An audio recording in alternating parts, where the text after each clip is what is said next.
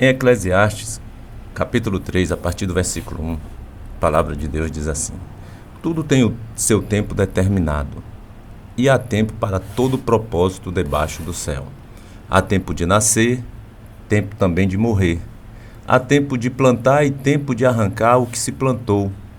Há tempo de matar e tempo de curar.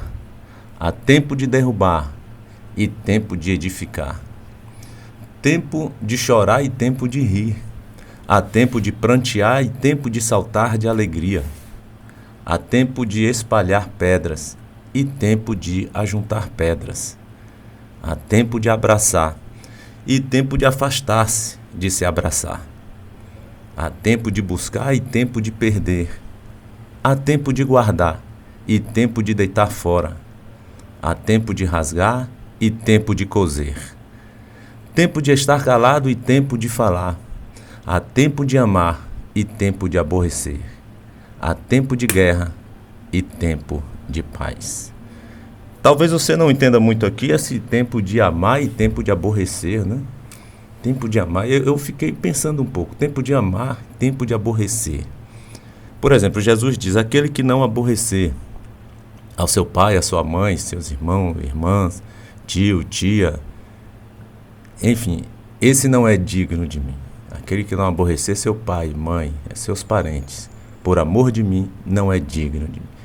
Na verdade, essa palavra aborrecer, Jesus está falando ali, é aquele que não for mais por Jesus, ser mais por eles do que por Jesus, esse não é digno de Jesus. Por exemplo, você se converte em um lar em que todos praticam idolatrias, ou em que todos fazem parte de uma crença que aborrece a Deus, né?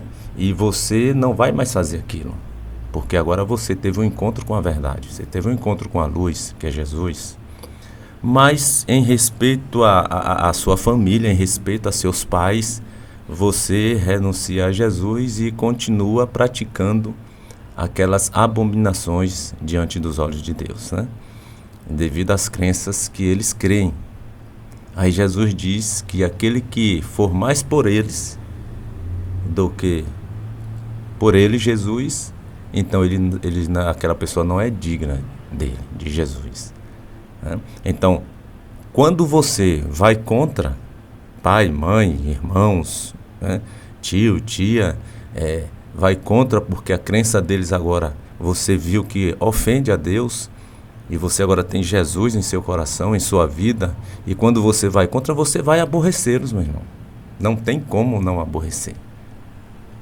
Por isso aí diz aqui, há tempo de amar e há o tempo de aborrecer. Aí o tempo de aborrecer vai ser esse. Não que você vai decretá-los como seus inimigos, jamais. Você vai continuar amando-os, mas não mais fazendo o que fazia antes junto com eles. Entendeu? Então aqui diz, há tempo de amar, realmente. E há tempo de aborrecer aquele que você ama, porque você se converteu agora, você teve um encontro com a verdadeira luz. E assim acontece até num casal, né? Há tempo que você vai aborrecer, porque você se converte, mas o outro não. E aquele que não se converteu, o cônjuge, ele vai achar ruim. Muitos acham ruim, não todos, né? Mas alguns vão achar ruim, porque você agora é uma pessoa de Cristo. E você vai estar agora aborrecendo, né, no bom sentido, aborrecendo aquela pessoa, porque ele não vai aceitar aquela sua conversão. Então, há tempo para todas as coisas. Há tempo para todas as coisas, meu irmão. Existe um tempo para tudo na nossa vida.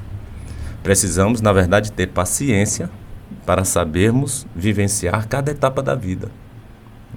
Você precisa ter essa paciência para saber viver a vida como ela é, para viver a vida como ela se apresenta, né? A vida não é só um mar de rosas. No meio desse mar de rosas aí vai ter espinhos. Precisamos aceitar os espinhos. Eles vão aparecer todos os dias, o dia todo, né? E reclamar não resolve, meu querido. Se reclamar resolvesse, viveríamos reclamando todos os dias, o dia inteiro, né? Vamos reclamar, porque reclamar resolve, né? Não, mas você só vai ter uma vida de péssima qualidade se você viver só reclamando da vida. Porque problema você nunca vai deixar de ter.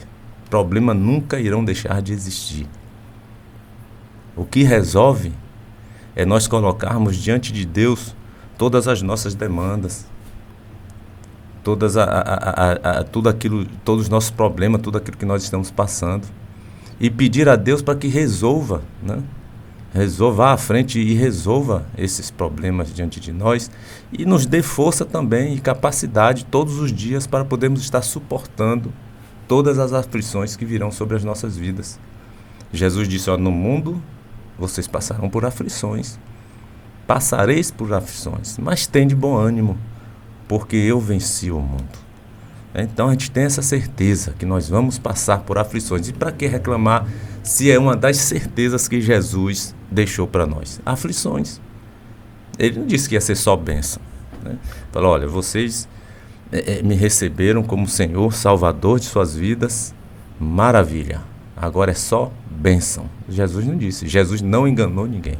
Se existe uma pessoa verdadeira que não engana, é o Senhor Jesus mesmo. Ele não enganou ninguém. Ele disse, no mundo tereis aflições. Mas também ele disse, tende bom ânimo. Olha para a vida com outra perspectiva. Não fica focado nas aflições. Viva a vida, apesar das aflições, deixe comigo, né? Ele disse, tende bom ânimo, porque eu venci. Eu venci o mundo. Jesus vencendo o mundo, meu irmão, venceu todas as coisas, venceu as aflições, venceu tudo. E nós estamos ao lado daquele que venceu e vence tudo, vence qualquer situação. Então o que resolve não é ficar reclamando. O que resolve é você colocar diante de Deus todas as suas necessidades, todas as suas demandas, todas as suas aflições, né? Pedindo para que Ele resolva, pedindo para que Ele te dê força, para que você possa todos os dias estar suportando tudo que você está passando. Quando Deus nos fortalece, meu irmão, a gente passa bem, passa em paz, e você passa a ter uma qualidade de vida muito melhor quando você passa a confiar mais em Deus e colocar todas as demandas na mão dele para que ele resolva. Olha o que diz aí em Filipenses 4, versículo 6. Não andeis ansiosos de coisa alguma.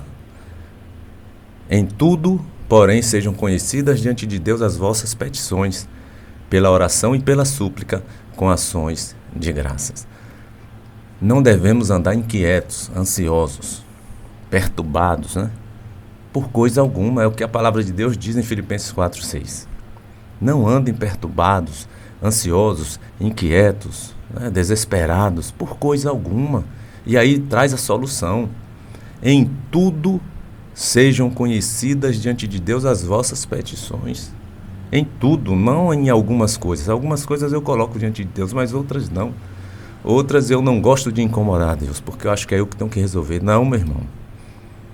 Você está enganado. A palavra de Deus está dizendo tudo.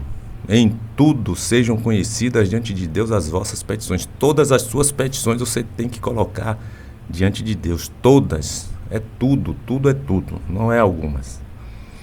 E Deus com certeza vai resolver e dar o melhor direcionamento para a sua vida. Mas você tem que entender que todas as coisas há um tempo determinado. Há um tempo para todas as coisas. E nós temos que aceitar a vida como ela se apresenta. Viver a vida buscando em Deus força, sabedoria e paciência para lidar com as adversidades da vida, com tudo que acontece. Aflições sempre vai existir até o dia da nossa morte. Salmo 34, 19 diz que muitas são as aflições do justo. E olha que aqui é o justo, é aquele que foi justificado por Jesus. Muitas são as aflições daquele que foi justificado por Jesus. Mas o Senhor o livra de todas. Muitas, não são poucas, né? Mas o importante é estar com Deus, meu irmão. Saber que, colocando o Senhor à frente, todas essas coisas virão, mas elas também irão passar. E por isso precisamos ter sabedoria, precisamos ter paciência para sabermos lidar com cada etapa da nossa vida. Com cada etapa da vida a gente tem que ter essa sabedoria, tem que ter essa paciência e sabedoria dada por Deus para sabermos lidar com cada situação. Vai ter o tempo de lágrimas, mas também tem um tempo da alegria, né? Vai ter o tempo de você chorar e vai ter o tempo de você rir. No Salmo 126, versículos 5 e 6, diz assim: os que com lágrimas semeiam, com júbilo ceifarão. Olha só.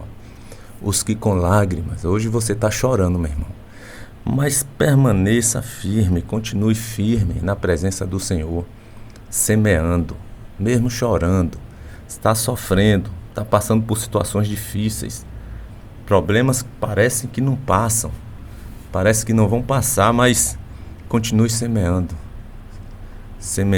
a obediência à palavra. Continue amando, continue ajudando, continue fazendo a obra do Senhor. Está doendo, você está derramando lágrimas nesse momento, mas não abra mão do Senhor, meu irmão. Porque o Salmo 126, versículos 5 e 6, aqui diz a palavra de Deus: os que com lágrimas semeiam, com júbilo ceifarão. Vai vir um tempo da bonança, vai vir um tempo da alegria, né? E mesmo que não seja ainda nesse mundo, mas vai vir o tempo do júbilo. Você tem a vida eterna garantida à frente. Você está semeando hoje com lágrimas, mas com júbilo você ceifará. E o versículo 6 continua dizendo assim: quem sai andando e chorando enquanto semeia, voltará com júbilo, trazendo os seus feixes, trazendo os seus frutos, né? Quem sai andando e chorando enquanto semeia, voltará jubiloso, voltará com júbilo, trazendo os seus feixes. Queridos, às vezes a nossa impaciência impede o processo natural das coisas. Por conta da nossa impaciência, às vezes o processo natural das coisas, elas são impedidas de acontecerem. Porque a nossa impaciência, a gente acaba colocando os pés pelas mãos, né? E vai tudo dando errado. Então tenha paciência, meu querido. Confie em Deus. Há um tempo para todas as coisas. Há o tempo de sofrer, há o tempo também de colher as bênçãos por aquilo que você sofreu. Você tem que entender isso. Há tempo para todas as coisas. Você pode ter certeza que muitas vezes Deus, para derramar uma bênção, Ele vai provar você. Você vai passar por tempos difíceis. E depois daquele tempo difícil, a bênção virá. Mas você precisa saber esperar. Está sofrendo, está doendo, mas tenha certeza que se você permanecer na palavra, se você permanecer fiel a Deus, Deus vai te abençoar. O salmista, no Salmo 40, versículo 1, ele disse: esperei com paciência no Senhor. Ele soube esperar. Ele não ficou inquieto, ansioso, desesperado,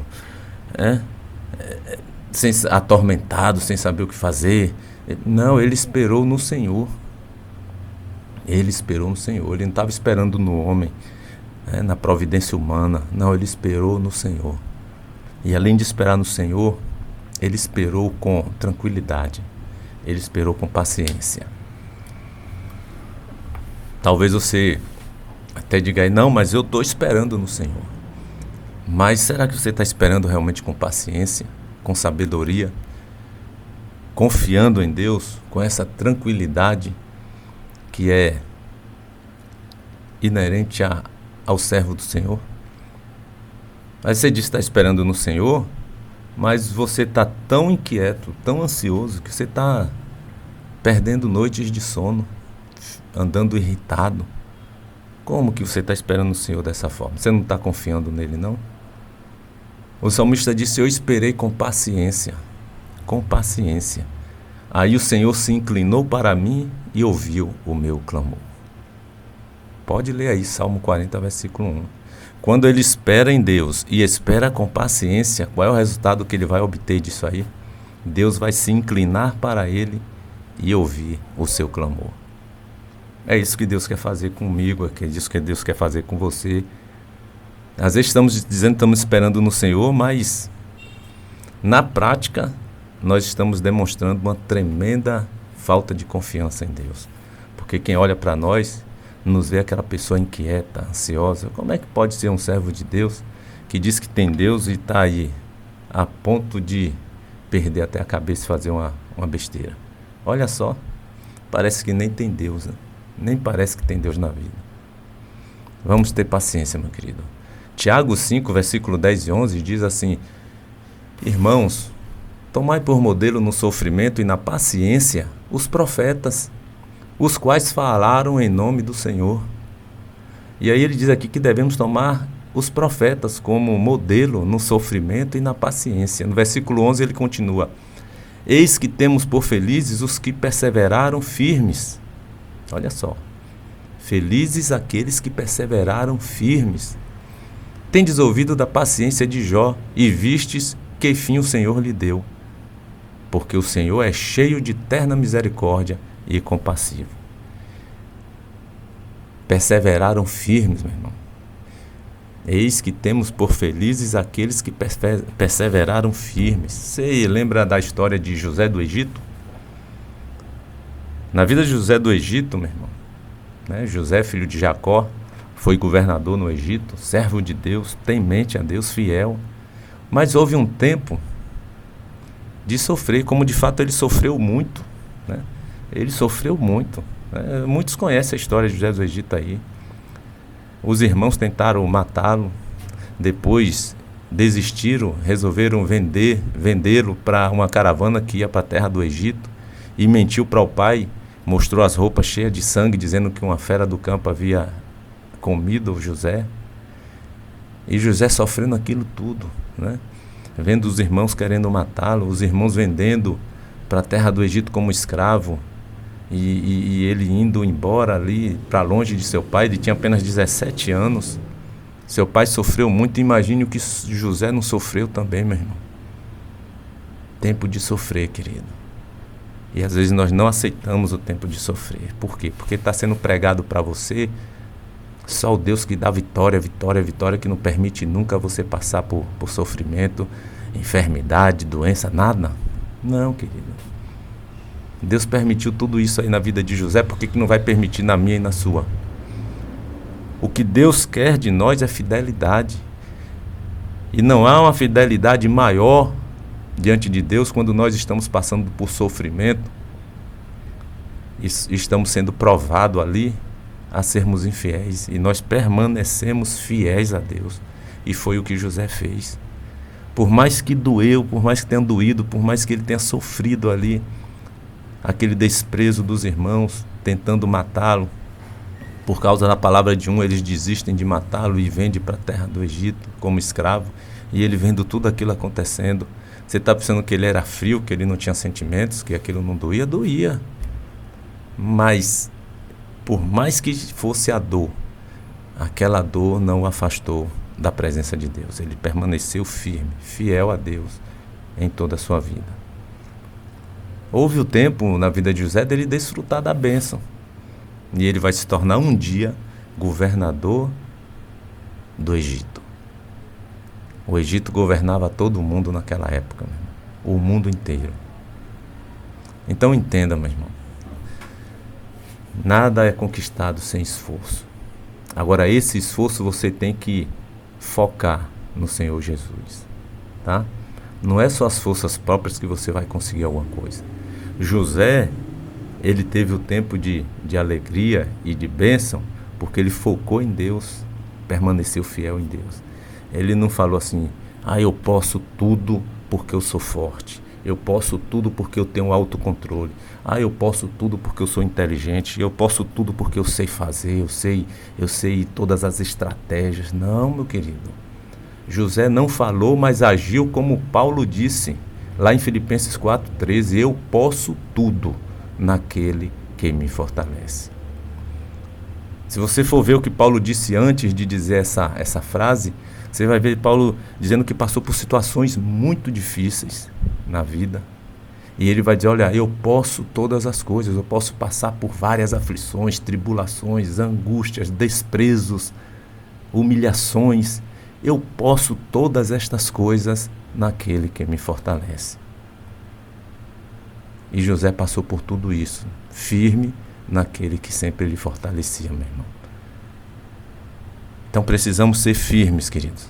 Firmes e constantes em tudo que nós fizermos. Firmes. Seja perseverante. 1 Coríntios 15:58 eu encerro dizendo aqui, ó, portanto, meus amados irmãos, sede firmes e constantes, e sempre abundantes na obra do Senhor, sabendo que o vosso trabalho no Senhor não é em vão. Então continue firme. Firme na presença de Deus, constante, mesmo sofrendo, mesmo doendo, mesmo passando por problemas. Continue firme, porque o nosso trabalho no Senhor nunca, jamais será em vão, meu irmão. Faça renúncia, se precisar fazer renúncia. Há o tempo de renúncia e há o tempo de conquistas. Muitas vezes, para conquistarmos aquilo que desejamos, precisamos abrir mão daquilo que nós temos, meu irmão. Precisamos fazer renúncias. Às vezes precisamos fazer renúncias do que temos hoje para alcançar aquilo que pretendemos amanhã. Você precisa renunciar ao seu eu, seu ego, às suas vontades, seus desejos, para que você possa obter as bênçãos de Deus. Jesus disse, aquele que quiser vir a mim, renuncie a si mesmo e tome cada um a sua cruz e siga-me.